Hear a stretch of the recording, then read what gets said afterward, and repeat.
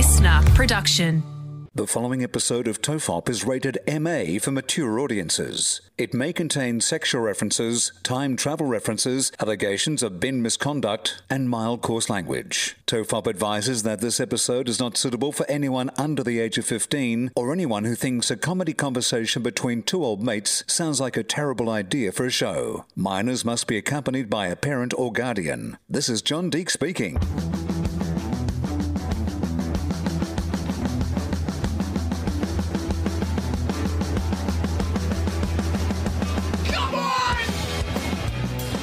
Everyone relax. This is TOFOP. I'm Charlie Clausen, and this is our summer series Best of compilations. That's right. You can actually make a Best of TOFOP compilation. Podcast Mike has been busy picking the best bits from episodes all from 2022 and putting them under themed headings. Now, this one appears to be Charlie is an idiot. I mean, Podcast Mike said Charlie's Escapades in 2022, but they all make me seem like a real dickhead. The first story you're going to hear is about the time I went to my local barber to get a cutthroat razor shave. Hijinks ensued, but I won't spoil the story for you. I'll let past me tell you exactly what happened. Take it away, Charlie. I love a barbershop that does like a cutthroat razor shave and hot towel treatment. There's a very few ways that men, especially masculine men like me, can pamper themselves. Yeah. Like, you know, sometimes your wife or your girlfriend or whatever. Sometimes you're just a manly man who likes to be pampered. I just want to get pampered occasionally. There's not a lot I can do. I tried getting my nails done once. It sucked. Didn't enjoy it. Tried to get a pedicure. Very uncomfortable. But this, I feel very like, I like getting shaved. I like it when they take it all off, they put the hot towel on and just sit there, and you've got at least like a minute just to sort of feel that piping hot steam just open up your pores. I cannot think of anything, just for the record, more unpleasant than what you're describing. Oh, really? I don't like a clean shave. Won't do a clean shave even myself. I always just do beard trimmer. And I just don't like the idea of like somebody having a knife that close to my throat, regardless of their level of professionalism. If I'm going to hand them less than $100 in cash at the end of that interaction, I don't want them having a knife by my throat. I don't feel like the stakes are high enough. Mate, I've had a knife held to my throat in all corners of the globe. India, like Bali, Vietnam. Like, what's the least you've paid someone to hold a knife to your throat? I mean, it probably would have been Bali. Like, it would have been the equivalent of it would have been less than $10 for this guy. So for less than $10, you're willing to walk into a venue where you don't know the person who's being paid less than $10 and have them just have a knife to your throat, are you? You're fine with that? Never had an issue with it. It was like when I used to live in Melbourne. That's what people say until they're murdered by a barber. You ever heard of the Barber of Seville, my friend? When I lived in Melbourne, Carlisle Street used to have like a whole host of Eastern European, old like Russian barbershops, or maybe it's Ackland Street, Carlisle, whatever the demarcation line is. Because the one thing we know about the Russians, famous for their haircuts. Yeah.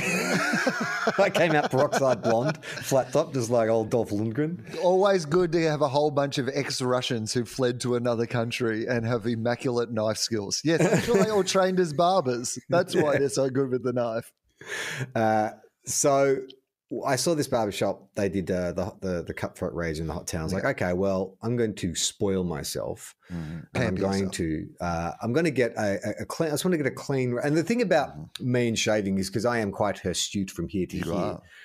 And when I shave myself, like, you know, when I'm on TV and stuff, there's sometimes a requirement to be clean shaven, and it fucking sucks. Like, I'll use whatever. Because you have to shave between scenes often because your hair grows so fast on your face. But it's more that those those Mach 3 whatever Gillette blades. I can't shave with those and just not get ingrown hairs. Like, I know that they're meant to, you know, there's like that old D-Generation sketch. The first blade like lures the hair out. The second blade, you negotiate. The third blade sneaks around the back. Doesn't do that for me. It just, all they do is... But they are the best ingrown hairs a man can get. Let's not forget that. They just fold the hairs back into my face. So I'm clean shaven for a day, and then for the next like 6 days, I've just got like spots all over my face and neck. Firstly, this just proves that your hair is coward. Like as soon as it sees a blade, it retreats back inside. Keep charging out, my friend. It's like, no, thank you. That's bullshit. My hair is the toughest mofo going around. It's not going to fight 3 blades on one, but you go 1 blade with my hair, it'll take them on. So, and the thing about like cutthroat razor shave is you don't get the ingrowns because it's all moving in one direction, and it's just like, because it's so sharp and so meticulous as it scrapes down your neck and skin. It just Sharp and feeds those meticulous. hairs. From this practitioner who's been paid less than $10 an hour. Sharp and meticulous. The one thing that we can always rely on for less than $10 an hour, meticulous execution. So the way the barbershop in town operates, it's old school. You can't book. It's just walk-ins only. You got to write your name literally on a chalkboard, and then just either, you can leave. But if you run the risk, if you don't get your timing right and you come back and someone's jumped you, it's bad luck. It's not like you can say, "Hey mate, that's my name." If you've missed your spot, you've missed your spot. So I went in, wrote my name down, came home, had a shower, went back, and like I completely miscalculated. 2 dudes had jumped the list. So all right, I'll sit around. So I waited about half an hour while these 2 guys got their trims. And then it was my turn. And so I sat in the dude's chair, and it's like, "Hey buddy, so what can I do for you?" And I said, just want to get the razor shave with a hot towel. And he's like, "Okay, cool." And he's like, "I'm not going to do the cutthroat razor. I'm going to do the foil on you." And I was like, "Well, hang on. What do you mean foil? You mean like an electric razor?" And he's like, "Yeah." And I said, No. I mean, that's not what I want. He's like, "No, it'll get really close to your skin. It'll be really smooth." It's like, home. Yeah, exactly. Mate, and I can't stand those foil shavers. This is not going to be another shaver episode. But let me just why not? Let's briefly touch on. I have very sensitive skin for a very macho dude who's very astute from hair to here. Very much, but just in that bit. I'm so sensitive. My skin is so sensitive. It can't take like that much friction. It can't take. So I said to the guy, "Look, no. I said, I don't want I could do an electric razor shave at home. I want the full old school deadwood cutthroat razor and hot towel. That's what I'm here for, mate. Treatment. I didn't put my name on a chalkboard for an electric razor. Exactly. This is meant to be an old school experience, and then the dude brought out like a modern razor. No, thank you. That's not what you're here for. It's like, the Rolling Stones are touring again, and it's actually just a CD. It's like, wait a minute, this is not the real thing. Man, I could just play this at home. Well, I couldn't actually because I don't have a CD player. So I said to him, no, I cut the razor. I said, look, if it's an issue, it's fine. I can just book another day. And he's like, oh, no. Then he's gone. Just been drinking. I've just been drinking a lot. My hand's really shaky today. He said, no, really? He said, I haven't had lunch, so I'm a bit, and I'm like, oh, okay. I said, it's fine. I said, don't worry about it. I said, it's not that important. I'll come back another day. And he's like, no. I'm like, no. And he's like, no. And I'm like, no, I'll push through it. I'll push through my shakes. So he's like, no, it'll be fine. So I'm like, okay. And so then the I process. haven't had any lunch and I haven't had a drink for about 12 hours and the detox is starting to kick in. So I'm like, okay, look, fuck it. He's a professional and what are you basing the idea that he's a professional on? He works in a barbershop. He's the guy who has a chalkboard and an electric razor is what I've heard. I am a professional based on that. There's a chalkboard out the back of my house and I have an electric razor. Well, do you want to trim my beard? Well, I could with an electric razor. I'm not putting a knife anywhere near your throat. So, and I do like the process of they work up the old school lather with the old school brush and they paint up your face and stuff like that. Well, what was funny is he actually gave me a bit of a trim. He trimmed the beard off with clippers to begin with. Good. And it got to the end of that and I was like, oh, I'm actually quite okay with this look. But then I was like, well, I've committed. So let's go on the whole hog. Shakes the clowns. Shakes the clown. His knife out. So he gets the old lather brush going and he paints up the old beardy area and stuff. And then he even gets out the leather. It's called a strop. The leather strap to sharpen. And I'm like, fing. And I'm like, oh, this dude, he takes it serious. So that's how I know he's a professional. He knows how to sharpen a cutthroat razor on a strop. Okay. Yeah. All right.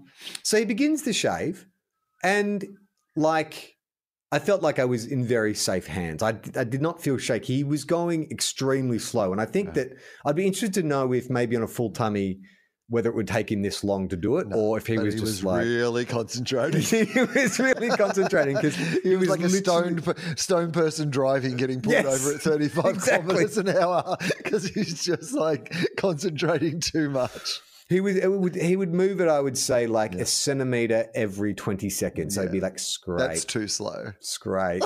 It was. Because I literally had a meeting on at 3 and I'd gone to the barber's at like 1:45 thinking, oh, I'll be home in plenty of time. Fine. Maybe that's half an hour. Of the barber, in and out. But I'm like, oh, shit, I'm going to be late.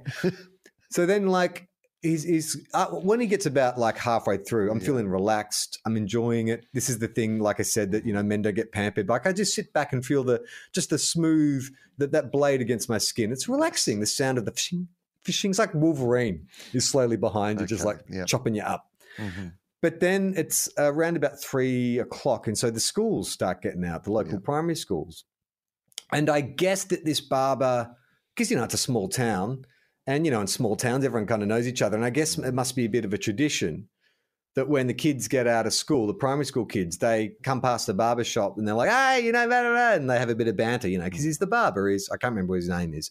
But, you know, he's the barber. And so the kids have a bit of banter. So I'm sitting there relaxing with my eyes closed and I hear like a group of kids, like you hear a footy getting bounced and stuff. And, you know, they're standing outside the barber shop and they're having a chat and he's having a chat. How was school today, kids? Oh, yeah, you know, blah, blah, blah.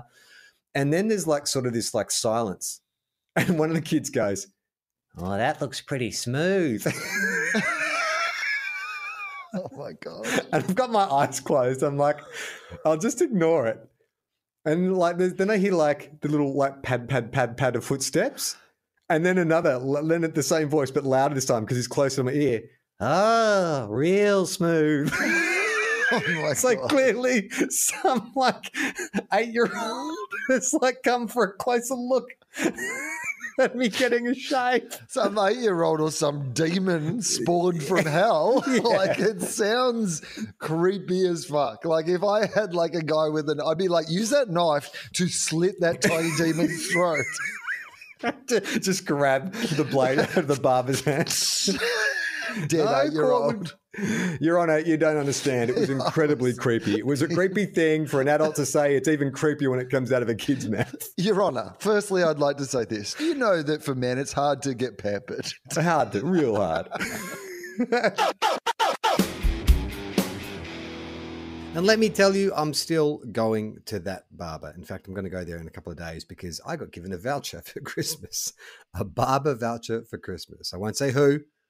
It was actually a pretty good present. When you get to my age, a free haircut is a free haircut.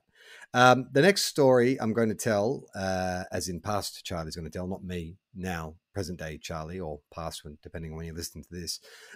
Past Charlie, 2022 Charlie, is a story I told about holding in a wee. I had a long drive to Brisbane and I hit peak hour traffic and I had drunk about 3 or 4 liters of water before I hit that peak hour traffic and I was dying to wee, but could not find a place to do it. It caused significant medical problems. So I hope you get a laugh out of this because it was no laughing matter when I had to go see the doctor 2 weeks after holding in my wee.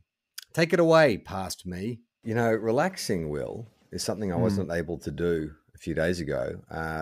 We did a Instagram live every Thursday for Two Guys, One Cup. We do a live video where we give our tips. And it just so happened that when we recorded it, I was actually on the road. I was driving up to the Gabba in Brisbane to watch the first of the AFL finals.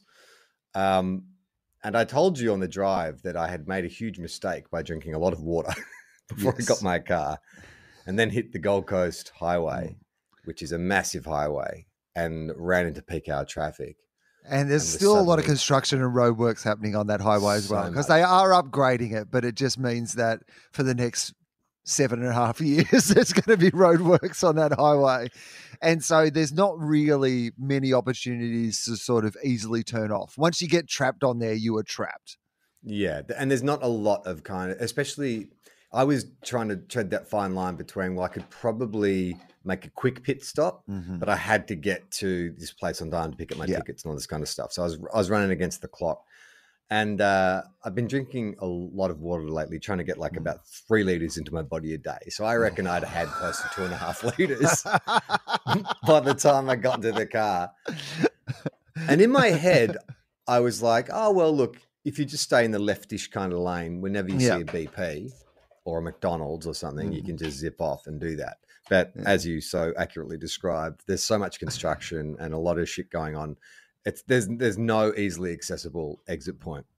No. So I mean, I held on, and it was like, I mean, this is like a Survivor challenge. Like, man. or I'm a celebrity, get me out of here. They should just they don't need to take them to like a jungle in a foreign country. All they do is just like force feed Wilbur Wild 3 liters of water and then get him to drive from Byron Bay to the Gold Coast. Oh man. And one of the things I pride myself on is my ability to hold on to my Wii. Like I actually get Do you really at... pride yourself on that? Yeah, I do. You have internal pride about that. Yeah, it's like one of those things where, like, when I'm traveling with other people and they need to do a wee stop, I'm always like, you look at that as a sign of weakness. Weakness, yeah. Can't smell weakness without wee. You fucking beta cucks. You beta cucked by your own bladders. Soy boy, having to go and urinate. Needing to do this completely natural bodily function, you cucks. It is. I don't know. I take weird pride in kind of like, well, I don't need to. If you're doing like a flight with multiple stops, for instance, I'm not going to go and take a wee. Like I'll wee once at the start and once at the end, and that's it. That's it. That's it. Most people don't have to evacuate their bladders like 5 times in a trip. So I mean, obviously there is some medical stuff around this in that it's probably good training for you to be training for this because as you get older, like you are going to need to urinate more frequently. That is one of the things that happens as you get older. And like, obviously the more that you've built up the muscles and the control to be able to do that. Like, I mean, this will probably pay off, right? Yeah, exactly. When you get to like 70 or 80, like this obsession you have for holding in your own wee will probably actually pay off for you. But at the moment, it's not actually, because I've been doing some reading on this in the last couple of days, and it's actually considered a bit of an urban myth. Like holding onto your pee doesn't necessarily train you. It doesn't train you. No, it doesn't. It doesn't. Not any more than like just having good core strength would anyway. Right. Like it's not like you can ignore. So you have really given with one hand and taken away with the other there for a second because I got so excited because I was like, oh, it doesn't? Oh, that makes me feel better. And then you were like, it has more to do with good core strength. And I was like, back to where I was in the first place. Yeah, like you can't not exercise but hold on to your piss and have rock hard abs. This is my workout, man. You go to the gym, I'm just going to stay at home, drink 3 liters of water and hold on to it. We're both working out. So I got about maybe 40 minutes from Brisbane City, and the traffic's shocking. Like the time I was driving was the worst time to be driving into a city that only has like 2 access points via bridges, single lane bridges. And so I also was using the inaccurate map. I wasn't using my Google Maps. I was using the sat nav in my car, which is like, I don't know why they even bother equipping cars with sat nav. They're so like arbitrary and inaccurate. It's like, oh, you'll be at your address in 15 minutes. And then like fucking an hour later, I'm still in traffic. So my car's got a sat nav that it's like got a touchpad. And when I was buying the car, the guy who's showing it is like, you can like scribble on the touchpad with your, put the address just like on your finger and it'll like come up on the screen and it'll go to the address. I tried that once. It absolutely does not do that. like it's one of those things where you're like, I know this is meant to save time, but this would take much more time than me just plugging in my phone and going off my phone sat nav. I mean, I love those. Jen gave me her older iPad the other day, and it was an improvement over my iPad. And one of the features, she said, it's got this little stylus pen. It's gone, you can just write notes in the note, and it does that thing where it converts your handwriting into text. And I'm like, but in a world where we do voice to text, why the fuck would I handwrite something? Like if I'm going to take a shortcut, I'm just going to use the voice to text. That's already been solved. This pen that converts handwriting into text doesn't make any difference.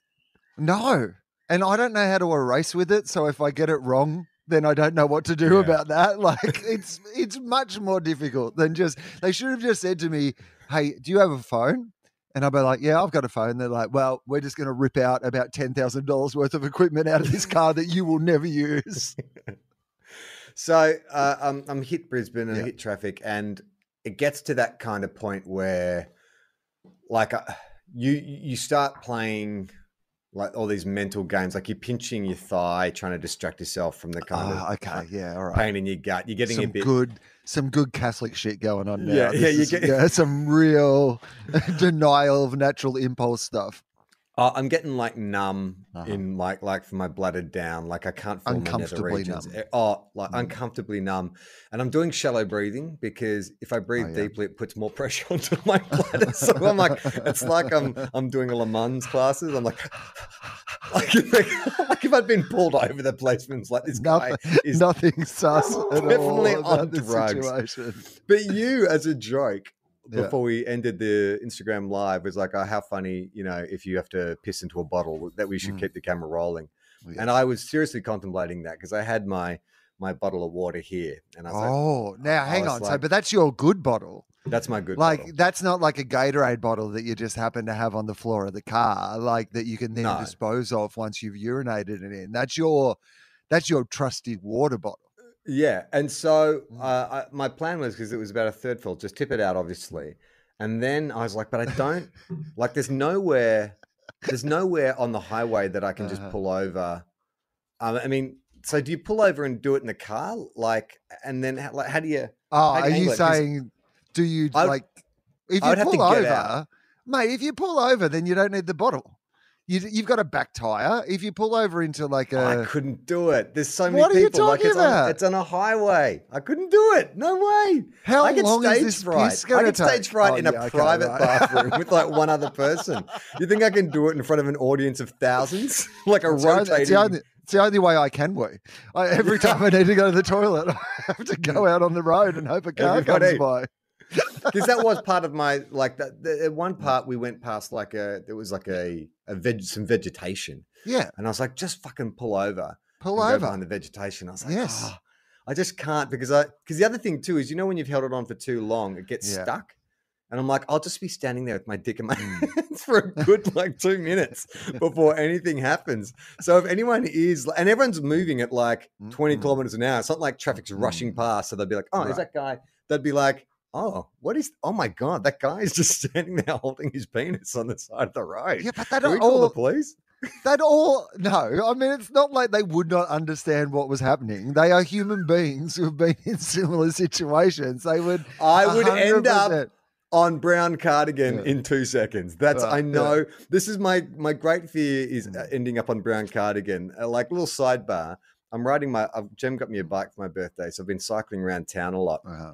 And where the gym is, it's just outside, like a little industrial estate outside of town. And there's like a 2-kilometer stretch of country road that I have to go down on my bike. And A, it's kind of hairy because there's no bike lane. So I'm sort of riding just to the side of this freeway with trucks and shit going by. B, there are these fucking magpies because it's spring now. And these fucking magpies are dive bombing me. So every day I reckon there's about a 50-kilometer stretch where I'm getting attacked by a magpie. And I just fucking know that some truckie or someone or some tradie is going to go by. I've seen these videos on the brown cardigan all the time, and I'm going to be the dork that's like slapping a magpie off my head, and they're going to have some funny caption like "swoopy boy, look at this dickhead" or something like that. So, well, I mean, I like to think that the two would combine. So as you're trying to have a wee on the back tire of your car, you get swooped by a magpie. And so you're like swatting the magpie away. My pants on my ankles. Hand, but you've got like your hand on your dick on the other hand, and then a truckie comes by and puts it on brown cardigan. Yeah, okay. I can see how that would actually happen.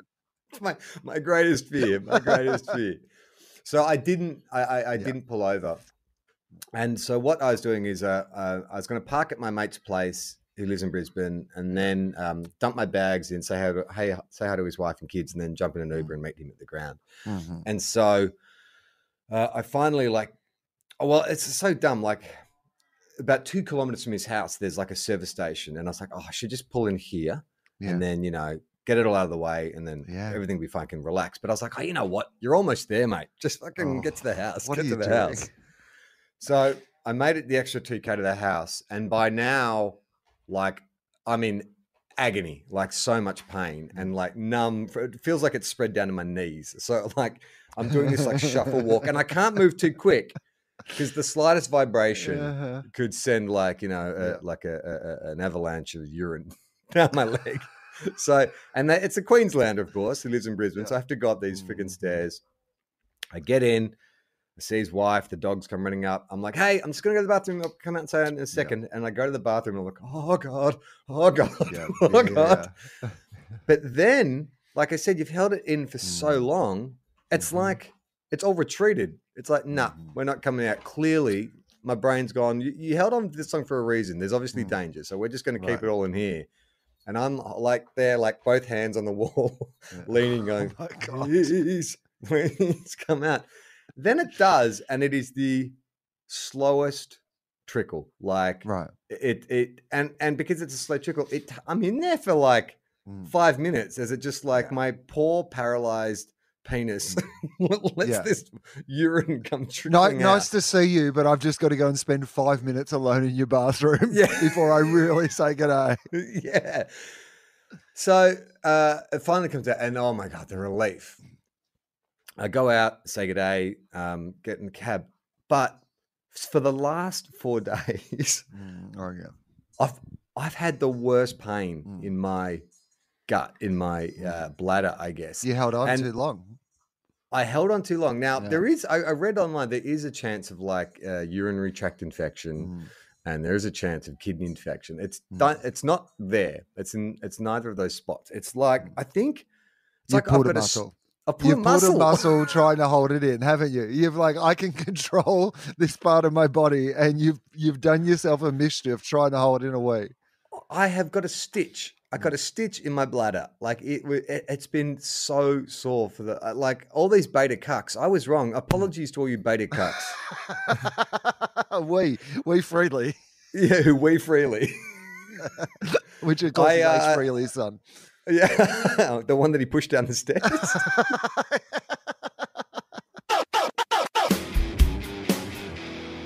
If anyone's wondering, my bladder is fine now. I'm peeing with abandon. Not with abandon. I'm peeing with unfettered joy. That's not the right term either. Anyway, let's move on to another story from past Charlie.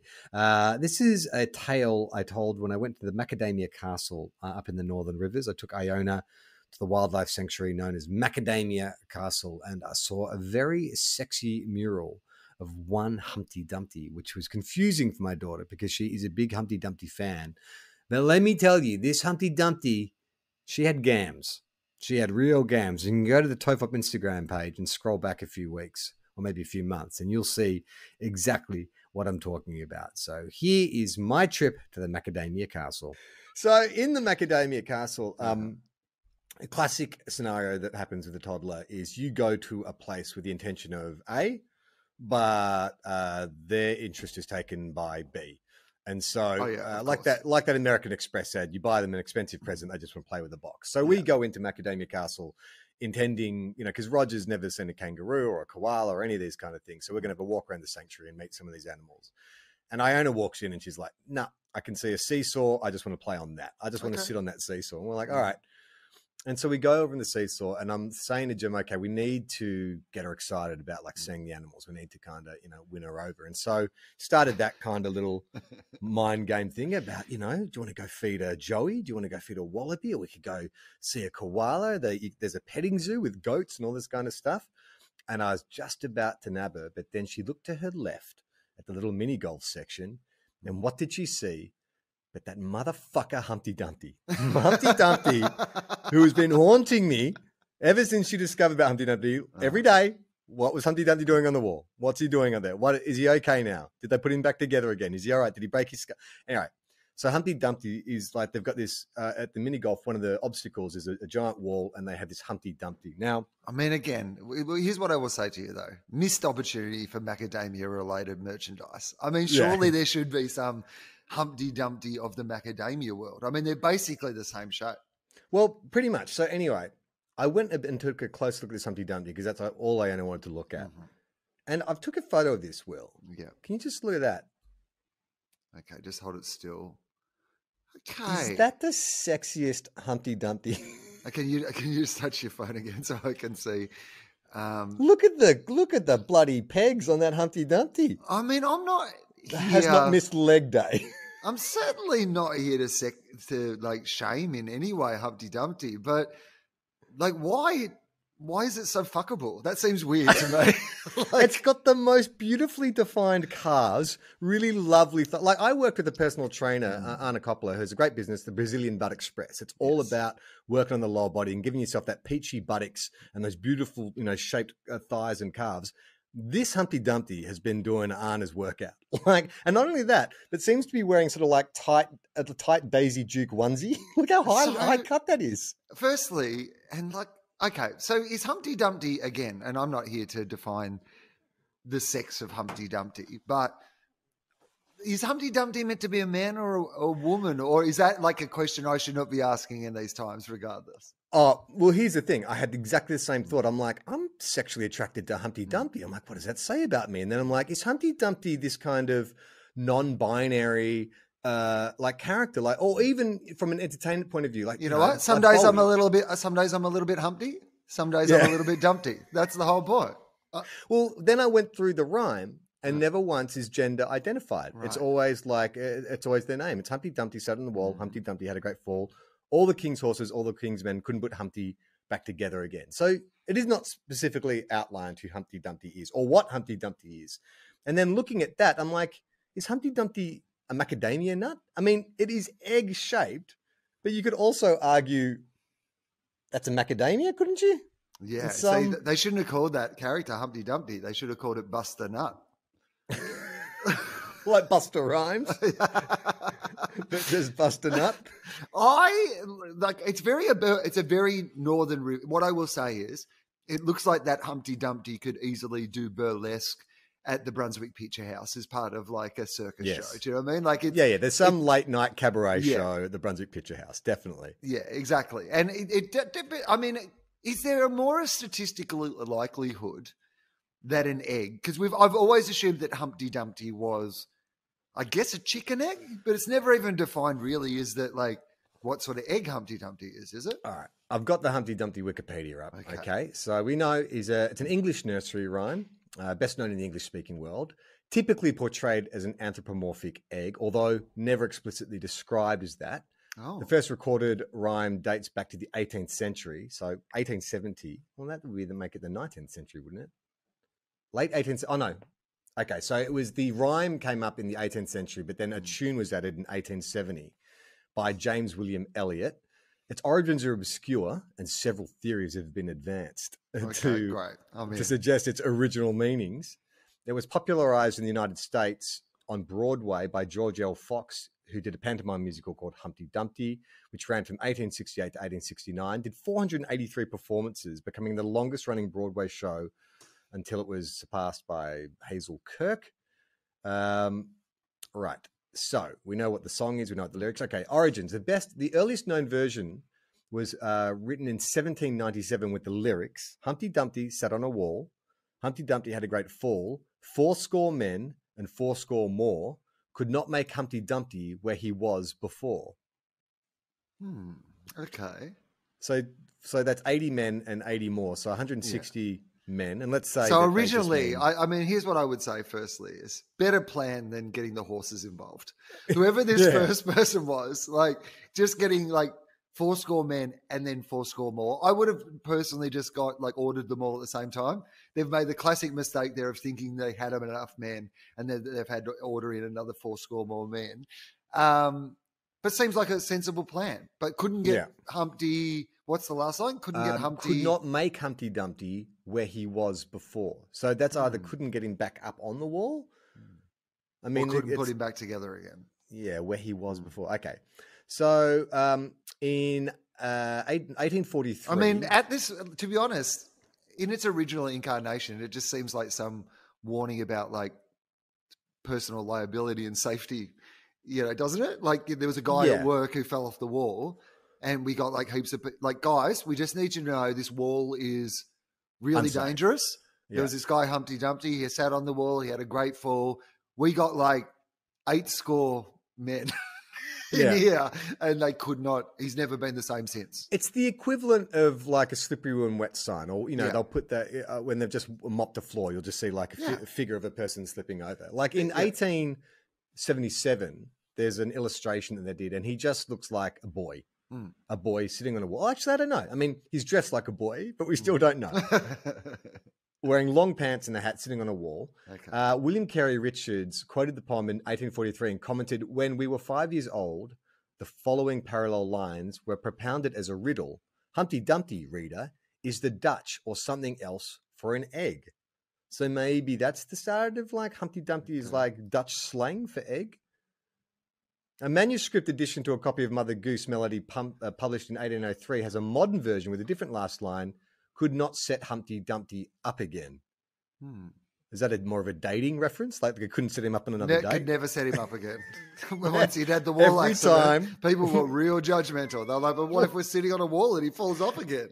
Mate, can you please introduce me to your good-looking friend? No, last time I did that, Humpty, you got so drunk, you climbed up on that wall and you fell off. No, I believe he was part of a really popular comedy duo at the time, and he was the guy who was doing the punchlines. And his setup guy, just like after that, was just like, his timing is completely out since the whole thing. So there's 3 versions here that were published over the next 100 years. So from the mid 1800s to the mid 20th century. Humpty Dumpty sate on a wall. Humpty Dumpty, which is then misspelt. So instead of Y at the end of Humpty and Dumpty, there's an I. So Humpty Dumpty Y sate on a wall. Humpty Dumpty I had a great fall. I don't know what the fuck you're doing with just changing the lettering. 60 men and 60 more. So we've downgraded from 40. Yeah. Cannot place Humpty Dumpty as he was before.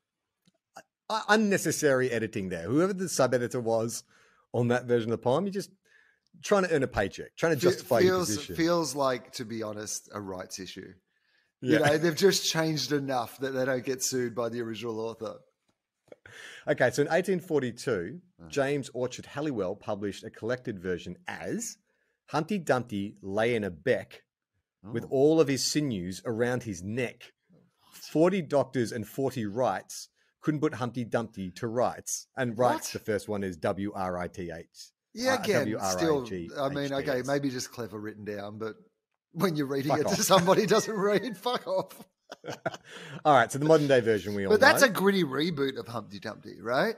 That's all about The like sinewy last neck. rights and the sinewy neck, and like this is some modern poet. If Zack Snyder was going release- to do his Humpty Dumpty, he'd just be jacked and just the vascularity, all that yolky egg just like pumping out of his like way too muscular body. If you want to tweet about this episode, just the words Humpty Dumpty, # release the Snyder Cut will do. Thanks. I mean, honestly, who needs sexy children's characters? That should not exist. Although we do have a sexy M&M, right? The one with the high heels, or have they got rid of that one? Anyway, I shouldn't be talking about this. Let's move on. The last clip we're going to play for you before we go is probably one of the most hair-raising and oft commented on stories I told from last year, which was me driving a car with no brakes. I'm here to tell the story. I'm here to tell the tale. So clearly, you know how the story ends. I mean, well, at least it ended well, but it's still worth hearing. It is a 100% true story.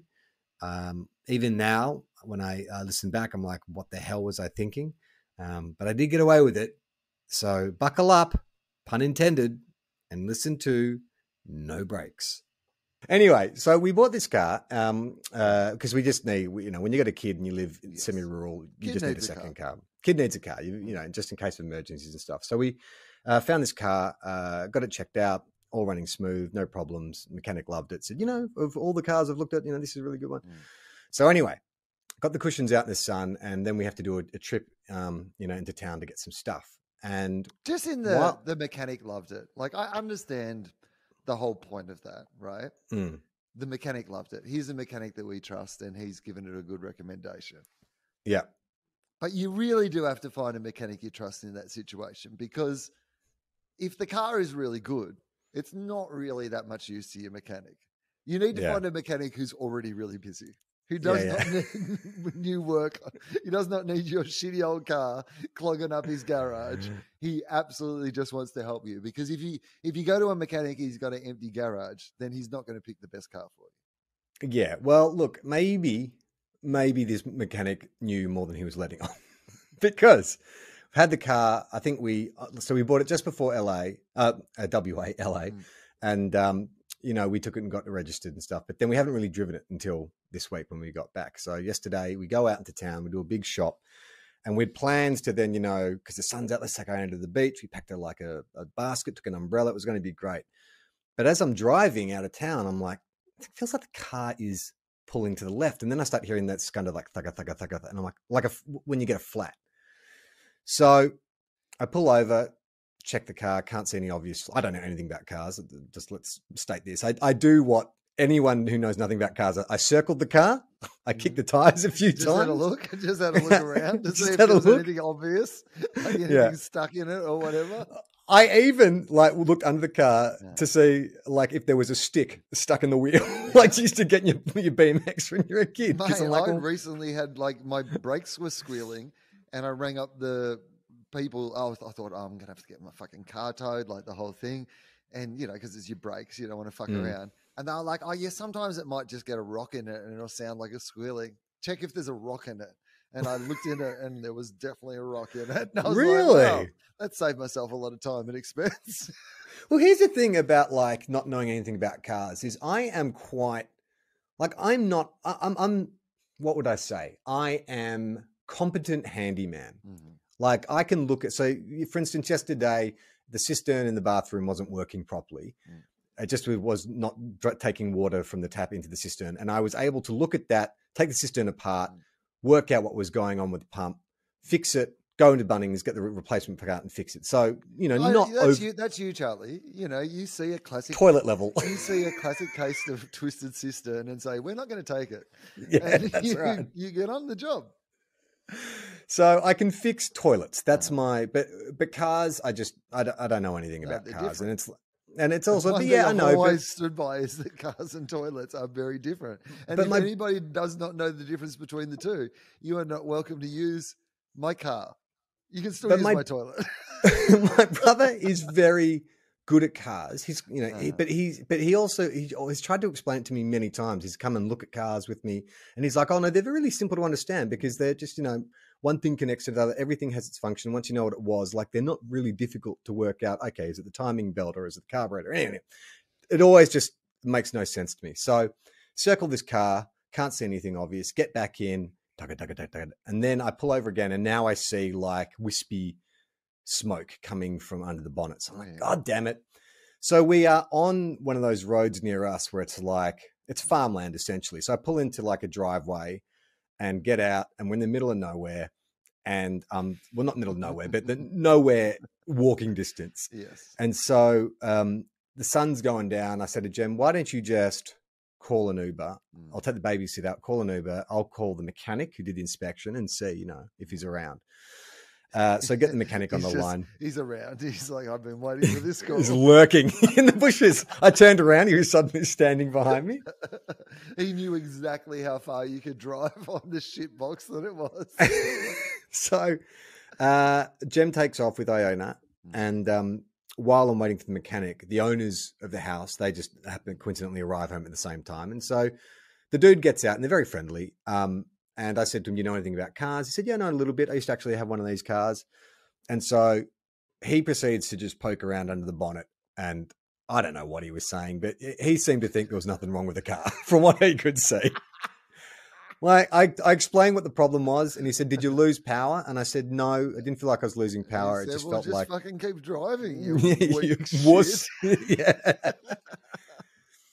And so then he started asking me questions that this is when I start to feel really not emasculated. When they start asking you questions that you like it's a car that we only just bought. Is on or off, and you're like, I don't even know what the thing you're referring to is. I had to call the previous owner to find out how to open the fucking bonnet because I couldn't find the release for it. Turns out in this particular brand of car, it's an American car. It's on the passenger side, which makes no fucking sense to me at all. They should always put them in different places. That's the one thing I've said about cars. If you can make everything as different as possible. But this guy's saying to me, I bet this is the turbo, right? And I'm like, I don't know, mate. A, we just bought it. And B, even if it was, I wouldn't even know what turbo was. And goes, I don't mate, even know. It's the fucking turbo. Look at this goose down filled fucking seat, mate. You don't get that in the standard, only in the turbo. I don't even know what turbo does. Like, isn't turbo? I think of Knight Rider. When I think of turbo, I think it makes your car go extra fast, and you can jump, and you can jump ramps hidden behind exactly. bushes, right? It's like basically what they do in Fast and the Furious. Is it though? That's turbo. But why then? Why don't they call it turbo? They put nitrous oxide in the engine. But that's just an adult Fast and Furious version of turbo. So a guy who owns the house, he's like, all right, I'll leave you to it. Knock on the door if you need anything. And then the mechanic arrives. And so he gets out. And so I explain the problem, and he does his little engine check with his little pen light, gets under the car. And he's like, well, it's nothing. I thought maybe it could be like a wire's burnt out or something. He's gone, let's go for a drive. Yeah. And I had that moment, like that Warner Brothers cartoon with the frog. Hello, my honey. Hello, my baby. And then like you turn your back and it's just a frog or whatever. So I get in the car and it's just running perfectly. And the mechanic is like, so what? And then I start like, you going, fuck, did I imagine it? Is it just because it's a new car, I'm not used to it? And then like the bitumen changed and suddenly like I'm on rougher bitumen. And then did I imagine that the wheel was tugging to one side? And so we drove for about 5 minutes. I literally, pulled out onto the freeway so I could get up to speed, and and the mechanic is doing his best not to like judge me, who doesn't know the difference between turbo and NOS, And I'm like, I'm trying, and I can't even describe the sound in a way, any other way that doesn't sound idiotic. I'm like, it was a thudda, thudda, thudda. Like I'm trying to perfectly encapsulate the specific sound. And then, so we stop again. He gets out, he looks, he's like, I can't see anything. And we get in, and he's gone, okay, just when we turn this corner, just like feather the brakes. So I start feathering the brakes, and he's like, oh, okay. He's gone, now accelerate. And I start accelerating. And then you hear this thudda, thudda, thudda, thudda. And he's like, okay. And he's gone, the car's pulling to the left, isn't it? And I said, yes. And he's gone, now go to the right. Is it going to the right? I'm like, no, it's just, and he's like, okay. So we pull over. We get out. Ooh. He jacks up the car. Well, and he jacking up something else with the way that he diagnosed that on the road. Oh, mate, it was so impressive. It was so impressive. Is it pulling a little to the left right now? The minute he said that, I would have been like, oh my god, you're like a car whisperer. Yeah, that's right. He's like, just lower the dipstick, get it nice and oily, get ready to shoot some fuel injected. So he jacks the car up. So the two front wheels are off the ground, and he goes over to my side, the driver's side, and he just like he said, I put it in neutral. He just starts spinning the wheel. He's like, okay. And then he goes over to the passenger wheel, and he starts trying to turn it, but it won't move. And he's like, okay, this is what the problem is. He's gone, your brake caliper, the piston is faulty, so it's engaged. So you've been driving with like the left front wheel brake engaged. That's why it's tugga, tugga, tugga, because the car's firing against that. The brake's on, it's tugging to one side. And I'm like, okay, fucking brilliant. And I'm like, so you can fix it, right? And he's like, oh no. Like that's not an easy fix. You've got to get mate. I just diagnose shit. I just tell you what's wrong. I can do nothing about it. My garage is full. And I'm like, so this is nothing that you noticed when you did the mechanical inspection last week? And he's like, no, it was running smoothly. And I'm like, oh, okay, oh, good, mate. good. And he's like, it's probably because because we've been driving it all day. It gets worse. The more you hit the brake, the more applied the brake becomes. So, him doing a little half-hour inspection, it wasn't going to be noticeable. But me fucking driving around all day and feathering the brake wheel, engaged this fucking caliper, and then it wouldn't release. The piston was broken. Okay, so feathering the brake, engaging the caliper, and breaking the piston do sound very much like we're in some sort of dom dungeon at this point. It's real. That's my safety word, feather the brake. It's getting. I think your piston's too far engaged. I needed you to release the calipers. Feather the brake. Feather the brake. Okay, so yeah. Does that mean you can only drive at short distances, or you can't drive it at all? Correct. So he said, my recommendation is you need to go. He said, you need to go. He's gone, who's your mechanic? I'm like, you are. And he's like, no. Like, absolutely. He's like, I've never met you before. What are you talking about? He's like, no, you need like a brake specialist. And I said, well, I don't have one. He said, okay, well, there are these great guys, just in Ballina, if you can get to there. And I said, so can I drive it there? And he's gone, well, no. He's gone, if I was you, I would get it towed. That would be the safest. You don't want to, do more damage to the car. And it's like, fucking hell. Like I haven't, We only got it on Friday. Then we went to WA. I got it insured and everything, but I didn't get on NRMA. So I'm not getting a free tow or anything like that. I'd have to pay for a tow truck. So I was like, God damn it. And then he said, or if you think you can drive all the way there without using your brakes, then yeah, you could probably do it. And I'm like, oh, all right, that's very useful. Thanks very much. And so he left. And so the sun's gone down now. I'm still like, if you think you could drive the whole, I mean, okay, all right, great. Okay, go on. So I'm sitting by the side of the road, and Jem's calling, wanting to know how everything's at, and so I give her the whole deal. She's I'm like, oh, the new God damn car's it. great, honey. Everything's fine. And so I'm sitting there with the tow truck number there, and I don't know why I get like this, but I'm like, I'm just annoyed that we've bought this car, already laid some money out for it, and then I'm gonna have to pay an extra $400 whatever for a tow truck. That is annoying. And so then I'm like, Charlie, do you reckon you can make it to Ballina without using the brakes? 100%. It's why I feathered my brakes a little on my reaction, because I suddenly realized that's where this story was going. So it was a 10-kilometer journey, about 11 minutes drive, including... No, hang on. Is 11 minutes what it would ordinarily take? 11 minutes ordinarily. Oh, mate. Well, probably 5 minutes at the speed I was going. No, 10 minutes, 11 minutes according to... Because I looked it up on Google Maps. It's 11 minutes. Mm-hmm. So it's basically 3 roads. An 80-kilometer road to the freeway, 110 from the freeway, off-ramp of 60... and then 80 kilometers along, and then, a couple of roundabouts, and then that was the brake specialist. Yeah, so okay. I'm like... I'm imagining, I can imagine this in the area in which we live. Yeah. I can imagine, to get to my house brakes. from town, it is Yours would be difficult with no brakes, because you live up a winding mountain. That would be problematic. And on the fact that there's no bridge anymore and the road fell away. That'd be problems. Yeah. But other than that, it'd be fine.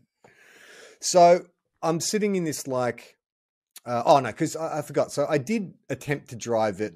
After the mechanic left, I was like, okay, I'm just going to try going with no brakes. Yeah. But I got in the car and it started really shuddering because obviously the brake was on. So I was like, fuck. So I had to pull into literally just a ditch on the side of the road with cars.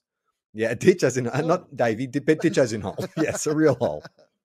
So cars are flying by and I'm like, okay, I called the mechanic again and say, hey man, I'm thinking about the tow truck, but just about the brakes thing again. I said, I just tried to drive it and it was really shuddering. So I don't know I will be able to drive it even if I don't use brakes. And he said, oh, well, if you just let it cool down a bit, it'll naturally release. But then as soon as you start hitting the brakes again, that piston's going to engage. So just cool the engine down, wait 20 minutes just and then go have a 20-minute nap, recharge. Yeah. So I sat there for 20 minutes just watching this, and you know what people are like in the country, the way they drive, fucking quick. So, it's really, I'm negotiating, I'm going to get out of this ditch onto this road. Then there's about 150 meters of driving. Then I've got to merge or turn. It's like a T intersection. I've got to turn onto a T intersection to an 80-kilometer road. So if I'm going to do this with no brakes, I've got to get my timing absolutely right because there are cars whipping by at 80 kilometers an hour at this intersection. So when I leave the ditch, I've got to time it. I've got to wait till there's either no cars on the 80-kilometer road or they're far enough away that I reckon I can get up to speed, like fucking Marty McFly, get up to 88 miles an hour and take that corner without hitting the brakes and then merge, on at 80 kilometers an hour, right? So was there any moment in this... Oh, don't give me if there's a simple solution that I've ignored. No. Okay, good. No, I'm not even in a state to be able to think of a simple solution because I'm in such a state of panic about the story that you're telling me at the moment. So at this point, when you're waiting 20 minutes and realizing that you're going to have to Marty McFly it to get back out on the road, did it cross your mind not to do it? Yeah. I think that was the majority of my waiting time was yes, should I, shouldn't I? And then I was in my head, I was like, look, if I do it and the car starts really shuddering again, oh, okay, I've given it my best shot, but I can't die wondering. And I want to save myself $400. I'm going to die. And I'm going to die. I cannot drive I'm not going to die wondering, but I am going to die. I'm going to die. in a fiery high speed crash. He had no brakes. And so to make the degree of difficulty even harder. So I'm on a country road, so there's not a lot of fucking street lights. I'm navigating by fucking moonlight and my high beams. So I gets to 20 minutes. I turn the engine over, no problem there. I just like gently push out onto the road. There's no shuddering. I'm like, okay, so I give it a bit more juice, and I'm rolling towards the road. I'm keeping my speed kind of like, but then out of fucking nowhere, a car comes out behind me and is up my ass. So I'm like, okay, that's fine. As long as no cars come onto the 80-kilometer road intersection I'm heading towards, it's fine because I can just, I don't need to stop for this guy. I can just roll out and keep going. But then, two fucking, I'm assuming, teenagers come ripping down the freeway. Oh no, the 80-kilometer road, like really fast. And the timing is now all shot. I got this guy at my ass, and I am like just trying to travel at a kind of normal speed, but not too fast, because I need to be able to slow enough that I can actually take the corner. But then this guy's behind me, so I need to travel fast enough that he's not going to get my ass. So I'm probably doing about, I reckon, 30 to 40K. But then these dickheads, I don't even know who they are. I'm going to assume they're teenagers, like my bins. I'm going to assume. Because one of them is like, they're traveling at 80 and then they slow down, and then it's like they're kind of like playing funny buggers with each other. Like one is kind of like flashing the lights, and I'm like, oh, God damn it. Now's not the time for your kind of teenage P-plater hijinks. Like, I've got to make this fucking turn. So they go, and I swear to God, like it was just a split-second Matrix-like moment where I'm like, I'm going to make it. I don't care. I'm not going to slow down. So those two cars fly by, and I just turn onto the road. Literally, as the last car goes past, and make it without hitting the brakes. I'm like, excellent. I reckon in my head, I've got like 3 feathers of the brake before the car's fucked. I haven't had to use it yet. Absolutely. Yeah, goose feathers. So then I'm winding up the 80-kilometer road, and that's going fine. That's no problem. It's pretty much a straight road. But then as you get up to the entrance to the freeway, it starts to kind of gets into a 60K zone. Then it gets a bit chicaney, and then you go around a roundabout before you enter the freeway. And so I'm like, okay. And if I know where you're talking about, that it's like also a notorious speed trap there, right? Yep. Absolutely. Absolutely. But because the thing is, like, I don't have to travel like hell for leather. In fact, it's probably better for me to start at a lower speed and then gradually build until I get to the freeway. Yeah, because, absolutely. Because you can't brake. I can't brake. But at some stage, Will, when I get to the chicanes and the windy bits, I'm going to have to fucking brake because I just can't take those corners at, even if I'm traveling, I think I was doing like 60 at the time, or 50 or 60. So I'm like, oh, but I've got a first and second gear in this automatic car. I'm just going to fucking drop into the first gear as I go up this like chicane. Have you ever done so I do that? Have you ever done that before? Yes. Okay. Cool. Yes. Right. Yeah. So that's fine. So I drop into the first gear, and the car, it just kind of lurches. But I'm okay. I've got some. I'm still traveling, and I haven't had the brakes, and I've got some control. Get through the chicanes, hit the freeway, and then I'm just fucking like, mate, let's open her up. Let her rip. Let's just fucking let her rip. Open her up. Give her some stick. So I fucking hit the accelerator, and it was glorious. Like it was so great. Like the car just brakes where we're going. We don't need brakes. Yeah, we don't need brakes. So I'm flying along that stretch of freeway, and then I'm getting to the Ballina exit, which, as you know, you come off that one. It's that little roundabout before you get to that other, whatever that road is. And so, again, it's a 60-kilometer exit. I'm going from 110, and it's a busy night. A lot of people heading south on the freeway, but I'm flying, mate. I'm like, no one can stop me. Yeah. No one can stop me. Especially not myself. Yeah, except the motherfucking cop car that pulled in front of me. No, because I didn't see to exit the freeway. So I'm like, God damn it.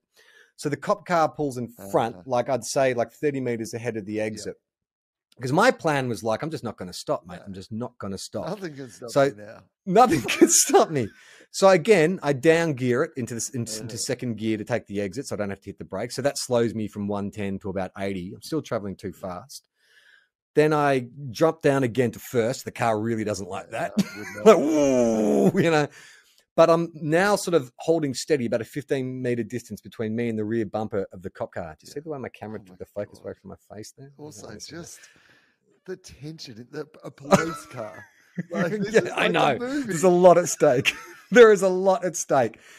And so the police car, I'm like, well, I said, I guess I've got a feather in me because when we get to the roundabout, they're going to wait. Yeah. And I'm going to have to wait behind them. And then it should be fine. I can accelerate the rest of the way. I don't know if the police car had issues with their brake calipers, but these guys did not stop. They literally drove through the roundabout. I think they even mounted the middle of the roundabout without stopping. Not with the lights on or anything, just because. I guess because they're cops, man. And they can do whatever they want. Yeah, except protect people. Yeah. So that gives me the green light. Now, in football parlance, I've got someone give me the perfect shepherd, running a block, running a screen, whatever you like. Yeah, you're in the so now slipstream. You're like I'm in a slipstream. You're like one of those Tour de France riders. Like there's somebody up the front doing all the hard work, just clearing it out for you. It was brilliant. So, and the cops also were speeding. So it was great because I could get up to 80 and they're still like, they're still ahead of me because they were probably doing 85, 90 or something like that. Then I so I'm 2 blocks away from the destination and I'm like, brilliant, almost done it. 2 roundabouts to navigate. This has got some Cops. Real Ferris Bueller's Day Off, like final scene vibes about it, this chase. So the cops, they continue on. They don't take the same corner I do. I make that corner without having to brake just because I just timed it perfectly. It was like I was in the zone by this stage. It's just in the zone. Then I've got one last roundabout to take a right-hander on, and then I'm there. A fucking car comes out of nowhere, stops. I've got no choice. Hit the brakes. Like the fucking car just is shuddering like it's having like a fit. I finally get into the roundabout. I'm like, and then there's only like a street to go. And I'm like, you motherfucker. Like, come on, car. You can get there. No. Had to fucking put it in neutral and then just like push the rest of the way just to get it to the edge of the street. And then I waited, got the car into the spot. But I did it. Drove without brakes for 11 kilometers. Have you told your family this story? Yeah, I told Jem. Yeah. Is she fine with this? Well, I think it was a calculated risk. Was it? I mean, I'm not saying it was a good calculation. It's a nice story because you're here to tell it, but yeah, it does seem very risky. Like, what if the cops had like noticed that you were driving erratically and pulled you over? Well, I wasn't driving erratically.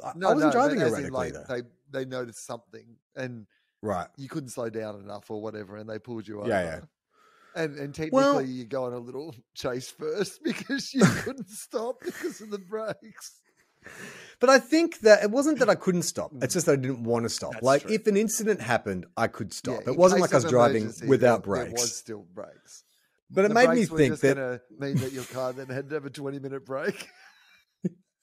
I've been driving like a moron for all these years with using my brakes like an idiot, like a chump, when I could have been driving all this time, saving a fortune on brake pads. Fred Flintstone just used his feet. I mean, come on. And that was another compilation episode, Best of TOFOP 2022. We'll have a few more to go before we start recording new episodes for the new year. Just a reminder that we've also got brand new episodes of Two Guys, One Cup, My Club, going up on Listener each week. It's where I sit down with a famous footy supporter and chat to them about their specific club. We've had Adam Zwar on, Broden Kelly from Auntie Donna, Ran Hussein has been on, Alex Williams, I believe, will be on by the time you hear this, or at least is coming up very soon. You might know him as the guy who played not only Julian Assange, not only Kurt Pengelly, but he's about to play Shane Warne in the Shane Warne Telly movie. And he's a mad GWS fan, so definitely check that out. Only on the Listener app. But for now, I'm Charlie Clausen.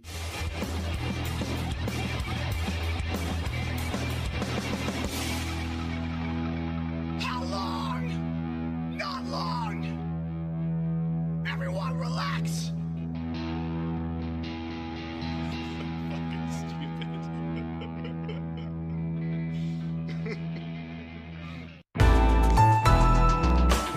Listener.